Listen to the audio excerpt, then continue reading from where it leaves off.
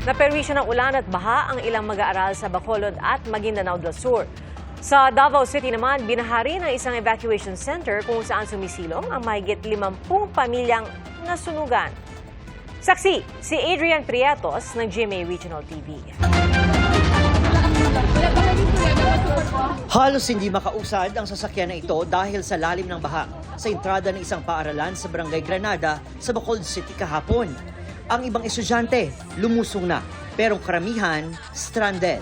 Insecure lang naman mga teachers nga wala na yung mga sagay pa attempt. There are some magin visit sa ilang parents. Ang iban ginulat pahulat na mo ng rescue. Ang tubig sa drainage system sa tabi mismo ng gate ng eskwelahan umapaw na.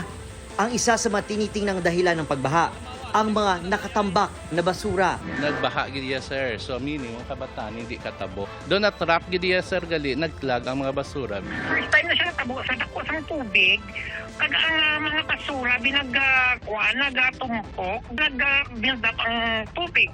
So siya nag-bounce back sa balik sa ilang eskwelahan. Plus ang sagbot na nagbara. Nagsagawa na ng clearing operations sa baradong daluyan ng tubig at iba pang bahagi na binaha sa paaralan. Wala pang tugon ng Bacolod City LGU at DepEd Bacolod City kaugnay ng problema sa pagbaha. Doble dagok naman ang hinaharap ng may evacuee sa isang paaralan sa Barangay R. Castillo sa Davao City. Ang mga lumikas matapos masunugan, binaha naman sa kanila ngayong sinisilungan kasunod ang pag-ulan doon kahapon. Nabasa ang flooring ng kanilang mga modular tent kaya inilipat sa mga classroom ang mahigit 50 apektadong pamilya.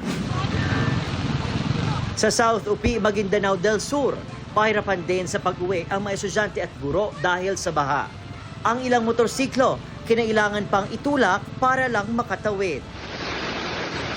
Ayon sa Pag-asa, easterlies ang nagpaulan sa ilang bahagi ng Luzon at Visayas kahapon. Habang Intertropical Convergence Zone o ITCZ naman ang umiral sa Palawan at Mindanao. Para sa GMA Integrated News, ako si Adrian Prietos ng GMA Regional TV, ang inyong saksi.